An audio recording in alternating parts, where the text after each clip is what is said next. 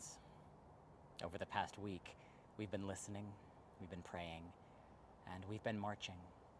Some of you have reached out to me and to my fellow clergy to process what you're thinking and feeling, the anguish and the pain, sometimes the defensiveness and confusion. I've heard some of you say things like, I've never before felt the kind of almost physical pain and anger I've experienced over this past week.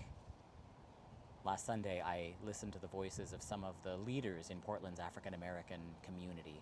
They called on our mayor and city government, police officials, and white allies not to use this moment as an opportunity simply to make a statement and then return to business as usual.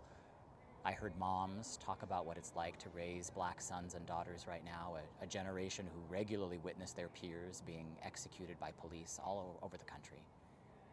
And we're no strangers to the devastating effects of police brutality here at Trinity. I've been thinking a lot this week about James Chassie. He was the son of longtime Trinity parishioners who was beaten to death by Portland police on the streets of the Pearl District 10 years ago while he underwent a mental health breakdown. There are so many names, children of this parish, children of this city, children of our God, whose lives have been taken at the hands of police brutality. These are not just political issues.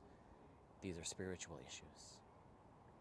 60 years ago, some of you marched in civil rights demonstrations. You demanded an end to separate but equal, an end to legal discrimination, to busing and schooling systems that disenfranchised and dehumanized black bodies and black lives. And historians sometimes say that the civil rights movement was not just a political movement, it was a spiritual revival. In some ways, I think we're faced with a similar moment today. The immediate steps that American cities must take are not complicated. There are data-driven, evidence-based approaches to community policing that our communities can and must take. And yet, in another way, that alone is not our work.